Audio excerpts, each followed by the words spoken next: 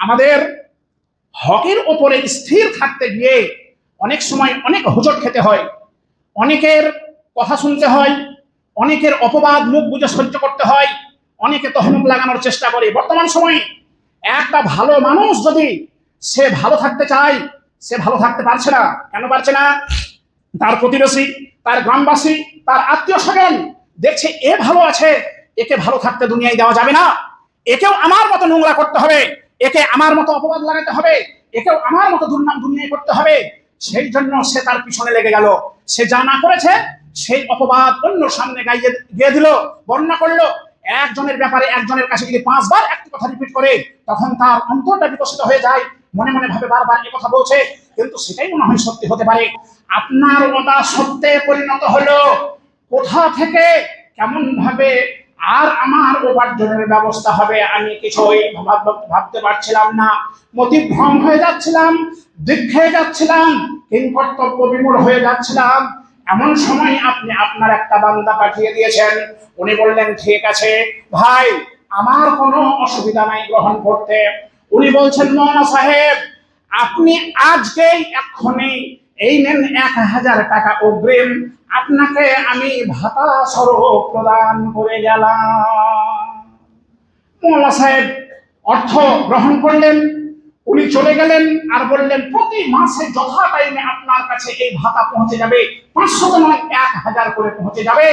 উনি বাড়ি আসলেন, স্ত্রীর হাতে টাকা দিলেন, বলে, প্রিয়তমা পত্নী, আল্লাহর ওয়াদা, আল্লাহর কথা, যদি আল্লাহর কথা মতো ঠিকভাবে চলতে পারে সারা পৃথিবীর মানুষকে আল্লাহ পাক রব্বুল আলামিন কোথা থেকে কেমন ভাবে অন্নদান করবেন সে কল্পনায় করতে পারবে না। যাহা আমি এখন পাচ্ছিলাম না, সেই দেখো 1000 টাকা এক্ষুনি শুধু নয়, প্রতি মাসে যতদিন বাঁচবো, উনিও যতদিন বাঁচবেন আমাদেরকে 1000 টাকা করে ভাতা প্রদান করবে। আল্লাহু আকবার। আল্লাহ মোরা বান্দা হয়ে তোমায় জানি না, তোমার দয়ায় জীবন পেয়ে আদৌ মানি না। আল্লাহ মোরা বান্দা হয়ে তোমায় জানি না, তোমার দয়ায় জীবন পেয়ে আদৌ মানি না। সারা জীবন নিজের কাজে তোমায় ভুলেছে, নিজের ভুলে জীবন দোলায় নিজেই ঝুলেছে। তুমি যে মোর চালক পালক তাও তো মানি না, আল্লাহ মোরা বান্দা হয়ে তোমায় জানি না। সমবেত ইসলাম দরদি মুসল্লি ভাতৃবৃন্দ, সমস্ত প্রশংসা মহান আল্লাহ পাক রব্বুল আলামিনের জন্য, যার প্রশংসা আমরা কেউ বর্ণনা করে শেষ করতে পারবো না। এই জন্য আমরা খুব সংক্ষেপে একবার আল্লাহর শুকরানা করে বলি আলহামদুলিল্লাহ। তারপরে পরে বিশ্বনবী মুরুদ্দুলাল মা আমিনার লালা কাইনামদার তাজদারে মাদানী আহমদে মুজতবা মুহাম্মদে মুস্তফা সাল্লাল্লাহু আলাইহি ওয়াসাল্লামের উপর শত সহস্র শান্তির ধারা বিবর্ষিত হোক, আল্লাহুম্মা আমিন। আল্লাহুম্মা সাল্লি আলাই, আল্লাহুম্মা বারিক আলাই। আমি অনেকদিন পর এই লোহাপুর জামে মসজিদে কিছু উপদেশমূলক কথা বলার সুযোগ পেয়েছি। এই জন্য আল্লাহর কাছে আমিও শুকরানা জ্ঞাপন করছি, আলহামদুলিল্লাহ।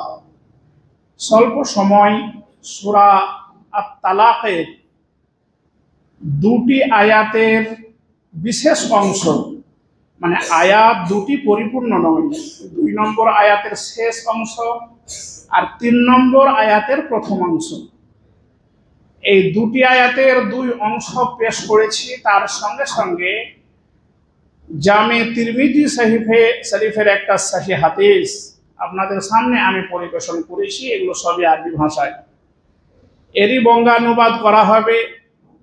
আনুষাঙ্গিক কিছু আল্লাহ পাক রব্বুল আলামিন কি বলছেন এই আয়াত থেকে, তার বান্দাদের জন্য কি প্রতিশ্রুতি দিচ্ছেন, সেই কথাগুলো এখন উপস্থাপন করা হবে।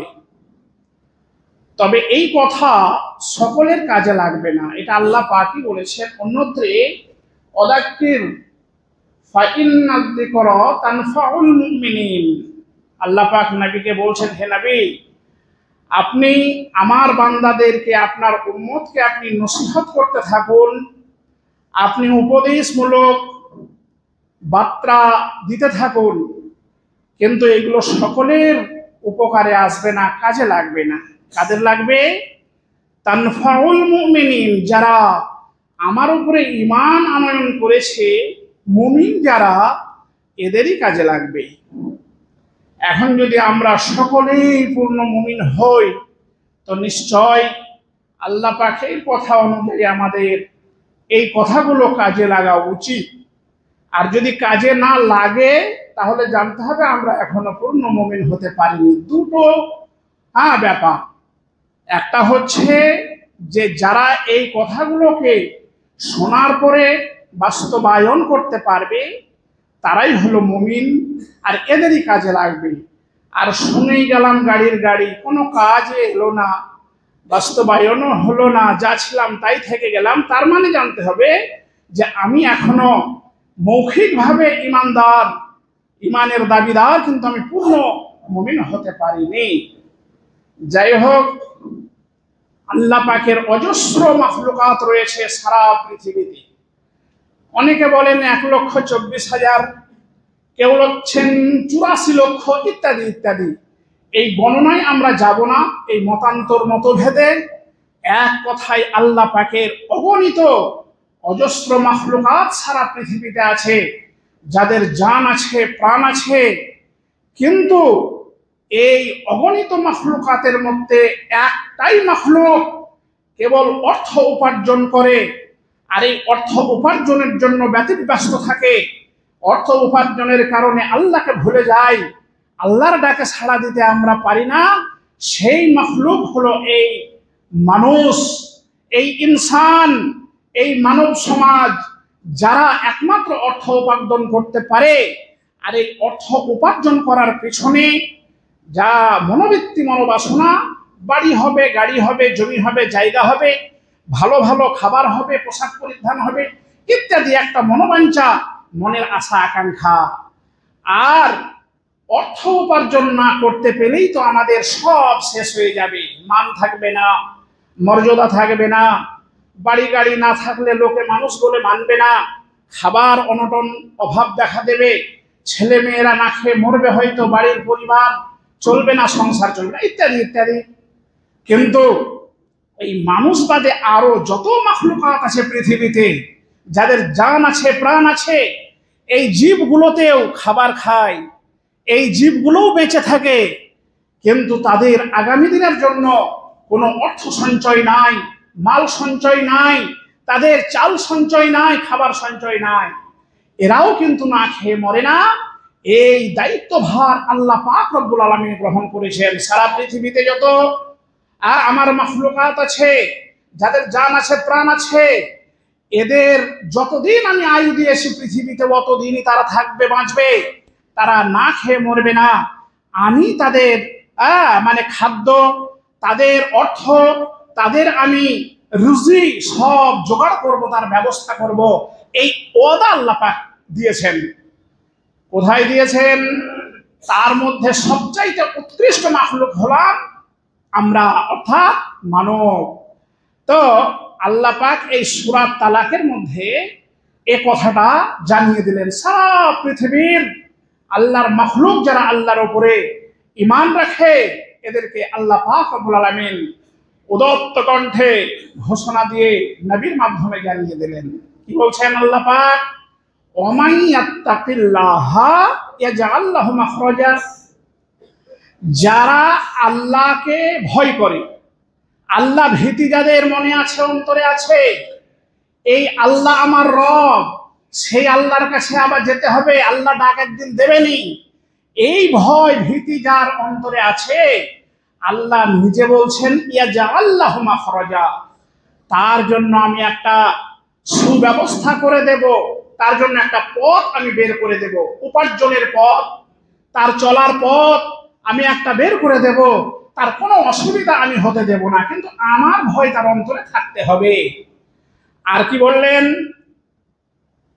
ওয়াজআল লাহু মাখরাজা ওয়া মান ইয়াত্তাকিল্লাহা ইয়াজআল লাহু মাখরাজা ওয়া ইয়ারযুকহু মিন হাইসু, আর আমি তাকে এমন জায়গা থেকে খাবারের ব্যবস্থা করে দেব লা ইহতাসিব, ওই বান্দা আমার কখনোই কল্পনাতেও ভাবেনি, এমন জায়গা থেকে আমি তাকে রুজির ব্যবস্থা করে দেব। এটা কার বাণী, কার কথা? এটা আল্লাহর কথা। আর বলছেন আল্লাহ যে ওমান ইয়াতাওয়াক্কাল আলাল্লাহ ফাহুয়া হাসবুহু, যারা আল্লাহর উপরে পূর্ণ তাওয়াক্কুল মানে ভরসা রাখে, এই ভরসা রেখে দুনিয়াতে সমস্ত কর্ম বজায় রাখে, আমি তার জন্য যথেষ্ট, সেই বান্দার জন্য আমি যথেষ্ট, তার কোনো রকমের অসুবিধা দুনিয়ায় হবে না, কিন্তু সে যেন আমার স্মরণ রাখে, আমার ভয় অন্তরে রাখে।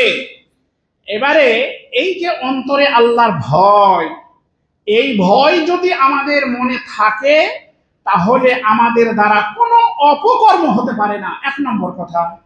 দুই নম্বর, কোনো হালাল উপার্জন আমাদের গৃহে আসতে পারে না, ঘরে ঢুকতে পারে না, অবৈধভাবে ইনকাম আমাদের আসতে পারে না। আল্লাহর ভয় থাকলে, আমাদের আল্লাহর ভয় থাকলে প্রতিটি পদক্ষেপে আল্লাহ পাকের বলে দেওয়া সংবিধানকে আমরা পালন করার চেষ্টা করব।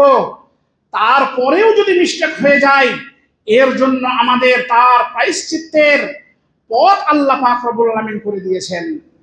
তো আমরা বর্তমান সময়ে দেখা যায় যে আজান হয়ে যাচ্ছে, এটা আল্লাহর ডাক, কিন্তু আল্লাহর উপাসনা করার জন্য সময় হয়েছে, আমাদের আসতে হবে। এই জন্য এখন তো আবার মাইক, আর আগে এই মাইক ছিল না, তারপরেও তারা সূর্য দেখতো, ঘড়ি ছিল না এত সুন্দর, সময় দেখে তারা হাজির হয়ে যেত মসজিদে। আর আজকে এত সুন্দরভাবে এলান করার পরেও আমাদের ঘুমও ভাঙে না, আবার দেখা যায় নামাজ চলছে আর পাশ দিয়ে হেঁটে হেঁটে সব চলে যাচ্ছে, আর আমরাই হলাম মুসলমান। কোথায় যাচ্ছি আমরা? এবার অর্থ উপার্জনের ব্যবস্থাতে যাচ্ছি। কোথায়? লটারির দোকানে। ওখানে গেলেই টিকিট একটা 20 টাকা দিয়ে কাটলেই হতে পারে আমার ভাগ্য ফলে যাবে, লক্ষ লক্ষ টাকা পেয়ে যাব, কিন্তু এই উপার্জনটা আমার হালাল ভাবে হচ্ছে না, হারাম ভাবে, সেই এহসাসটুকু আমাদের নাই। এক তো হারাম, লটারি কেটে অর্থ উপার্জন করা হারাম অর্থ। এই অর্থ দ্বারা আমাদের ছেলে মেয়ে, স্ত্রী, পিতা মাতা, নিজের ভরণ পোষণ, খোরাক যা কিছু হবে সেই অর্থ দিয়ে সমস্ত সবকিছু হারাম। তাহলে সেই বডি, সেই রক্ত মাংস তৈরির মানুষ কি করে পবিত্র জায়গায় স্থান পেতে পারে? তার স্থান পবিত্র জায়গায় হতে পারে না। অবৈধ লটারি এটা হচ্ছে মানে অপবিত্র, আর তার স্থান অপবিত্র জায়গাতেই হবে। তবু সেই অপবিত্র নয়, ওই অপবিত্র, মারাত্মক অপবিত্র সাংঘাতিক জায়গা, যার নাম হচ্ছে হাবিয়া, যার নাম হচ্ছে জাহান্নাম, প্রজ্বলিত অগ্নিকুণ্ড। প্রাণ মুসলমান, আমাদের হকের ওপরে স্থির থাকতে গিয়ে অনেক সময় অনেক হোঁচট খেতে হয়, অনেকের কথা শুনতে হয়, অনেকের অপবাদ মুখ বুজে সহ্য করতে হয়, অনেকে তহমত লাগানোর চেষ্টা করে। বর্তমান সময়ে একটা ভালো মানুষ যদি সে ভালো থাকতে চায়, সে ভালো থাকতে পারছে না। কেন পারছে না? তার প্রতিবেশী, তার গ্রামবাসী, তার আত্মীয় স্বজন দেখছে এ ভালো আছে, একে ভালো থাকতে দুনিয়ায় দেওয়া যাবে না, একেও আমার মতো নোংরা করতে হবে, একে আমার মতো অপবাদ লাগাতে হবে, একেও আমার মতো দুর্নাম দুনিয়ায় করতে হবে। সেই জন্য সে তার পিছনে লেগে গেল। সে যা না করেছে সেই অপবাদ অন্য সামনে গিয়ে দিল, বর্ণনা করলো। একজনের ব্যাপারে একজনের কাছে যদি 5 বার একটি কথা রিপিট করে, তখন তার অন্তরটা বিকশিত হয়ে যায়, মনে মনে ভাবে বারবার এ কথা বলছে, কিন্তু সেটাই মনে হয় সত্যি হতে পারে। কিন্তু আমাদের এটুকু আর হুঁশ হলো না যে ওর ব্যাপারে যেটা বলা হচ্ছে সেটা কতটুকু সত্য কতটুকু মিথ্যা এবারে তার কাছে গিয়ে সেটা যাচাই করা যাক, ভেরিফিকেশন করা যাক। বালাগাতের একটা কথা, তারা দিকপাল পণ্ডিত মানুষ ছিলেন, লিখেছেন আল খাবর ইহতামিলু আলা সিদকি ওয়াল কিযবে, যে কোনো খবর সেটা অন্ধের মতো বিশ্বাস করতে হবে না। যে কোনো খবর শুনলে সেটাকে আপনাকে এই খবরের সত্যতা যাচাই করতে হবে, আমাকেও করতে হবে। কেননা আল খাবর ইহতামিলু আলা সিদকি ওয়াল কিযবে, এই খবরটা, এই কথাটা সত্যও হতে পারে, আবার পক্ষান্তরে মিথ্যাও হতে পারে। তো তার অবসান কি করে ঘটবে? সেই জায়গায় যেতে হবে, দুই মুখ এক করতে হবে তাদের। সেইখানে কথা শুনে বোঝা যাবে যে হ্যাঁ কোনটা সত্য আর কোনটা মিথ্যা। আমরা এই জন্য ভাবি যে এখন যে কোনো অল্প খেটে বেশি পারিশ্রমিক পাওয়াটা এটা আমাদের সাফল্য, কিন্তু এটা সাফল্য নয়। আমাদের পরিশ্রম করে যে অর্থটা আমরা পাই, বিশ্বনবী বললেন কাসবুল ইয়াদে খয়র, যে হাত দ্বারা কর্ম করে পরিশ্রম করে মাথার ঘাম পায়ে ফেলে যে ইনকামটা করে, সেটাই হচ্ছে আল্লাহর কাছে অল্প হলেও খুব গ্রহণীয় বরণীয়। আর অল্প জিনিসে আল্লাহর যদি বরকত থাকে, আল্লাহ রাজি থাকেন, তাহলে ওটাই তার জন্য মালামালে পরিণত হয়ে যাবে। আর আপনি লক্ষ লক্ষ টাকা, আমি লক্ষ লক্ষ টাকা উপার্জন করব, সেটা যদি সততার সঙ্গে না হয়, বৈধতার সঙ্গে না হয়, তাহলে কিন্তু এতে বরকত থাকবে না। আর আল্লাহ পাকের বরকত না থাকলে সেই জিনিসে কুলাবে না, সেই জিনিসে আমাদের খাই মিটবে না।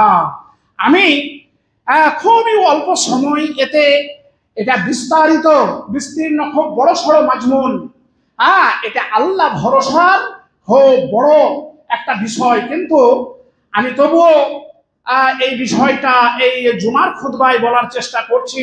খুব অল্প সময়, নির্ধারিত সময়ে চেষ্টা করব, তাতে 2-5 মিনিট এদিক ওদিক হতে পারে। আমি খুব তাড়াহুড়োর মাধ্যমে আপনাদের সামনে তুলে ধরি একজন দিকপাল পণ্ডিত আলেমে দিন, তার আল্লাহর প্রতি ভরসা থাকার কারণে আল্লাহ কেমন ভাবে তার পথ পরিষ্কার করে দিলেন, যেটা আল্লাহর ওয়াদা।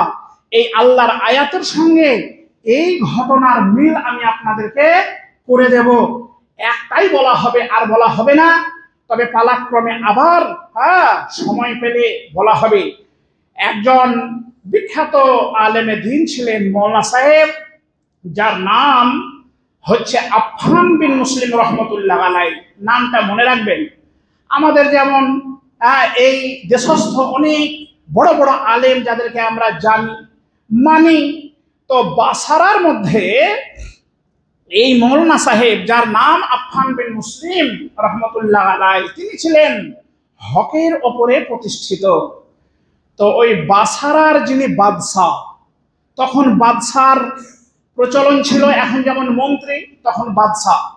তো হঠাৎ করে এই বাদশাহ মালাউন একদিন বলছে তার মন্ত্রীকে, সেই মন্ত্রীকে বলছে যে আমার এই বাসারার, আমার রাজ্যে যত ওলামাকুল আছে এবং সাধারণ মানুষ তো যেটা বলবো সেটা মানবেই, কিন্তু আলেমদেরকে তুমি ঘোষণা দিয়ে দাও যে এই যে কোরআন, এই কোরআনটা হচ্ছে মাখলুক। আমরা যেমন মাখলুক মানে আল্লাহর সৃষ্টি বস্তু, তো কোরআনটাকেও এই বাদশাহ বলছে মাখলুক, মানে আল্লাহর একটা সৃষ্টি বস্তু। তো বাদশার অর্ডার, এবারে মন্ত্রী সমস্ত মৌলানা দেখে কিন্তু এই এলানটা দিয়ে দিল। সব মৌলানা সাহেবরা চুপচাপ মাথা নত করে দেখছে যে যদি এটার অস্বীকার করা যায়, তাহলে আর মনে হয় আমরা বাদশার পক্ষ থেকে যে আমরা মাসে মাসে 500 টাকা করে অজিফা ভাতা, আমাদের যেমন এখন দিদি দিচ্ছে ভাতা, তো ওরকম বাদশার পক্ষ থেকে দেওয়া হতো ভাতা মৌলানা সাহেবদেরকে 500 করে টাকা। সেই সময়ের 500 টাকা এর মূল্য ছিল। এবারে সব মৌলানা সাহেব চুপচাপ আছেন, না হ্যাঁ বলছেন না না বলছেন। তো আসকুত মিনার রেজা, মানে চুপ থাকাটাই হচ্ছে রাজির কারণ, তার মানে ওরা মেনে নিয়েছে। আফফান বিন মুসলিম রহমতুল্লাহ আলাইহি তিনি মনে মনে ভাবছেন ইম্পসিবল, অসম্ভব, যেটা নয় সেটাকে আমি মানতে পারবো না।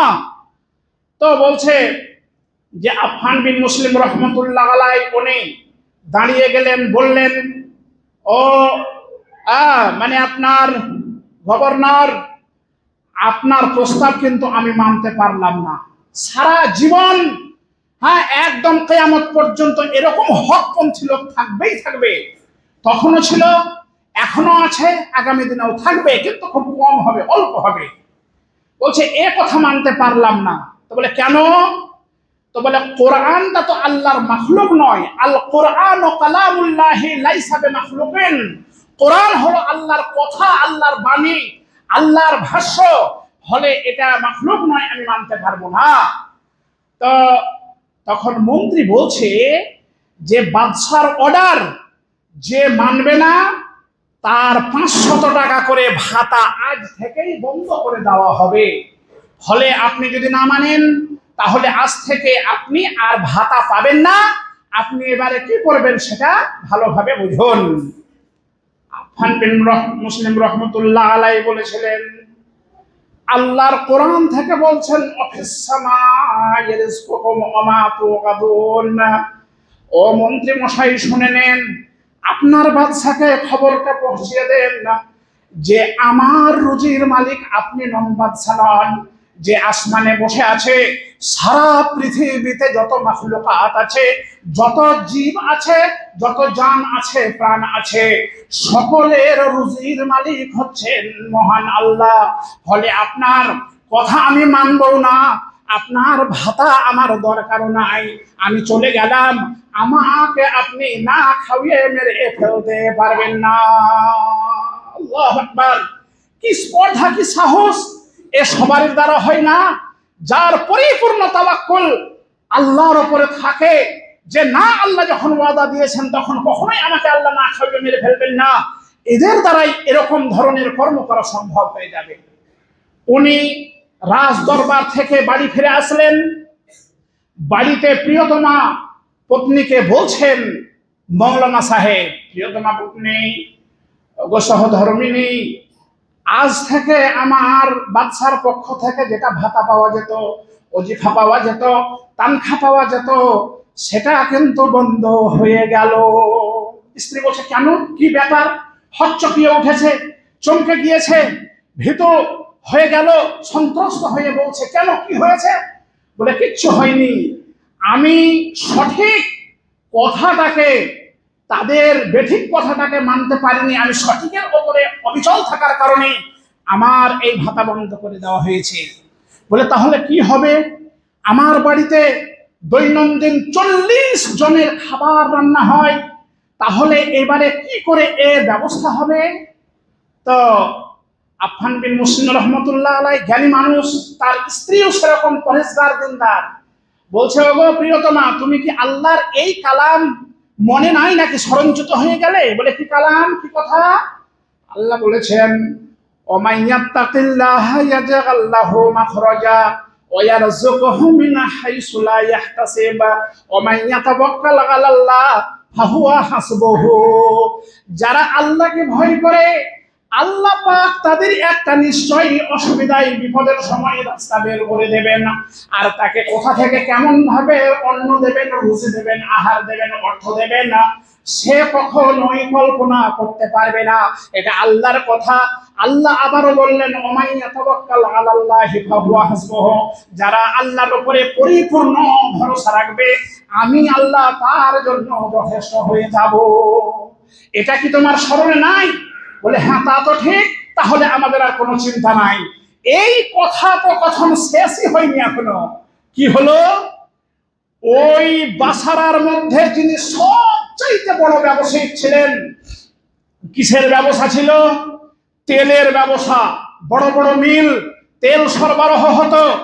আরবের মধ্যে যে বড় বড় সবচাইতে মানে উন্নত মানের সেন্ট, খুশবু, সেইগুলো তার কোম্পানি ছিল, ফ্যাক্টরি ছিল, মিল ছিল। এই ব্যক্তিও পরহেজগার ছিল, আল্লাহওয়ালা ছিল। কোন ক্রমে সে শুনতে পায় যে একজন প্রখ্যাত আলেমে দ্বীন আফফান বিন মুসলিম রহমতুল্লাহ আলাই, তিনি হকের ওপরে স্থির থাকতে গিয়ে, অবিচল থাকতে গিয়ে, এই হ্যাঁ, মালাউন বাদশাহ সে তার অজিফা বন্ধ করে দিয়েছে। বলে এ খবর কোথায় শুনলে? বলে হ্যাঁ শুনেছি। তো উনি দেখছেন যে আল খাবরু ইহতামিলু আলা সিদকি ওয়াল কিজবি, এই খবরটা সত্যও হতে পারে মিথ্যাও হতে পারে। তাই তিনি বহু দূর পাড়ি দিয়ে সরাসরি পরিশ্রম করে সফর করে কোথায় এলেন? আফফান বিন মুসলিম রহমতুল্লাহ আলাইহির বাড়ির দরজায় এলেন। দরজায় আসার পর কড়া নাড়ছেন, ঠক ঠক শব্দ হচ্ছে, ভিতরে স্বামী স্ত্রী মধ্যমানিত। বলছে এই সময় আবার কে এসে দরজা মারলো? বলছে দেখি আমি একবার খুলে। স্ত্রী ঘরে প্রবেশ করলো। আফফান বিন মুসলিম রহমতুল্লাহ আলাইহি এসে দরজাটা খুলে দিলেন। দরজা খুলে দেওয়ার সঙ্গে সঙ্গে অপরিচিত মুখ। উনি কোনোদিন জীবনে ওই ব্যবসায়ীকে দেখেন নাই, কিন্তু এই ব্যবসায়িক আফফান বিন মুসলিম রহমতুল্লাহ আলাইহির নাম শুনেছেন, তার পরহেজগারিতার কথা জেনেছেন, আল্লাহ ভীতির কথা জানেন।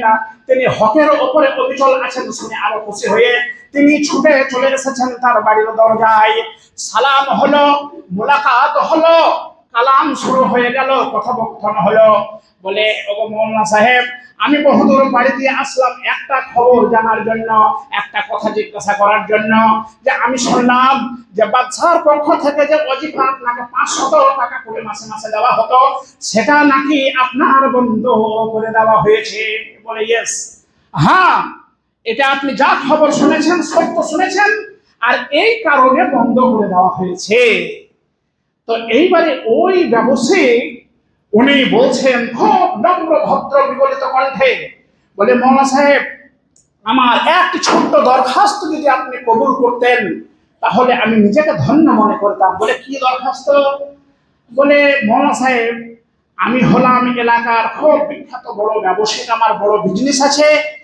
তো ওই বাদশা যখন আপনার ওজিফা বন্ধ করে দিয়েছে, ভাতা বন্ধ করে দিয়েছে, তো আমি আমার নিজের পক্ষ থেকে আমার হালাল উপার্জিত অর্থ থেকে আপনাকে আমি মাসে মাসে 500 নয়, আমি 1000 করে টাকা দিতে চাই। এই দরখাস্তটুকু আপনি কবুল করলে আমি খুব খুশি হতাম। আল্লাহু আকবার। আফফান বিন মুসলিম রহমতুল্লাহ আলাইহি নিচে দিকে মুখ করলেন, অশ্রুবিগলিত নয়নে আবার স্মরণ করছেন, হাই আল্লাহ, আপনি ওয়াদা দিয়েছেন ওমান ইয়াত্তাকিল্লাহ ইয়াজআল লাহু মাখরাজা ওয়া ইয়ারযুকহু মিন হাইসু লা ইয়াহতাসিব ওয়া মান ইয়াতাওয়াক্কাল আলাল্লাহি ফাহুয়া হাসবুহু। আপনার ওয়াদা সত্যে পরিণত হলো। কোথা থেকে কেমন ভাবে আর আমার উপার্জনের ব্যবস্থা হবে আমি কিছুই ভাবতে পারছিলাম না। মতিভ্রম হয়ে যাচ্ছিলাম, দিক খেয়ে যাচ্ছিলাম, কিংকর্তব্য বিমূঢ় হয়ে যাচ্ছিলাম। এমন সময় আপনি আপনার একটা বান্দা পাঠিয়ে দিয়েছেন। উনি বললেন ঠিক আছে ভাই, আমার কোনো অসুবিধা নাই গ্রহণ করতে। উনি বলছেন মৌলানা সাহেব, আপনি আজকেই এক্ষুনি এই নেন 1000 টাকা অগ্রিম, আপনাকে আমি ভাতা স্বরূপ প্রদান করে গেলাম। মৌলানা সাহেব অর্থ গ্রহণ করলেন। উনি চলে গেলেন আর বললেন প্রতি মাসে যথা টাইমে আপনার কাছে এই ভাতা পৌঁছে যাবে, 500 নয় 1000 করে পৌঁছে যাবে। উনি বাড়ি আসলেন, স্ত্রীর হাতে টাকা দিলেন। বলে প্রিয়তমা পত্নী, আল্লাহর ওয়াদা, আল্লাহর কথা, যদি আল্লাহর কথা মতো ঠিকভাবে চলতে পারে সারা পৃথিবীর মানুষকে আল্লাহ পাক রব্বুল আলামিন কোথা থেকে কেমন ভাবে অন্নদান করবেন সে কল্পনাই করতে পারবে না। যাহা আমি এখন পাচ্ছিলাম না, সেই দেখো 1000 টাকা এক্ষুনি শুধু নয়, প্রতি মাসে যতদিন বাঁচবো, উনিও যতদিন বাঁচবেন আমাদেরকে 1000 টাকা করে ভাতা প্রদান করবে। আল্লাহু আকবার। ভাইরা আমার, বন্ধুরা, তাহলে আজকে আমরা আমাদের আল্লাহর ভয় কেমন অন্তরে আছে যে আমরা আল্লাহর উপরে ভরসা পূর্ণ রাখতে পারি না, ব্যবসাটাকে সততার সঙ্গে চালাতে পারি না, এবং আল্লাহর ইবাদতটা ঠিকমতো করতে পারি না। আমরা চলে যাই আর সব সময় আমাদের চেষ্টা থাকে যে কি করে টাকা বেশি ইনকাম করা যাবে। অনেক উপায় আছে, সব উপায়ে করুন, কোনো অসুবিধা নাই, কিন্তু যেগুলো অবৈধ পথ এই থেকে বিরত থাকুন এবং এই আখড়াগুলোকে গুড়িয়ে ফেলার চেষ্টা করুন। এখানে এই এলাকার মধ্যে বিশাল বৃহৎ গ্রাম লোহাপুর, ভগলদিঘি, আর 2 জায়গায় 2টো বড় প্রতিষ্ঠান, যিনি প্রতিষ্ঠান কোরআন হাদিসের শিক্ষা দীক্ষা দেওয়া হয়। এই মাদ্রাসাগুলো আছে বলে এখনো দিনের কালচার টিকে আছে। কোন আপনার সিনিয়র মাদ্রাসায়, কোন হাই মাদ্রাসায়, কোন ইউনিভার্সিটিতে এইভাবে আলেম তৈরি করার কারখানা হয় না, সেখানে সেই শিক্ষা হয় না। সেখানে বারায়ে নাম আরবি লেখা আছে, এইগুলো থেকে আলেমে দিন তৈরি হয়। এখনো এই ইলমের কালচার আছে, এর জন্য এই দুই দিকে এত বড় প্রতিষ্ঠান, এত বড় মাদ্রাসা, যেখানে আল্লাহ আল্লাহ রাসূলের কথার সবসময় দার্স দেওয়া হয়, শিক্ষা দেওয়া হয়, এ তো আপনারা ভাগ্যবান। তারপরেও তার মিডিলে এই যে অপকর্মের একদিন এমন সময় চলে আসবে, পস্তিয়ে আর কোনো লাভ হবে না। ভাইরা আমার, বন্ধুরা, প্রায় মুসলমান সময় একটু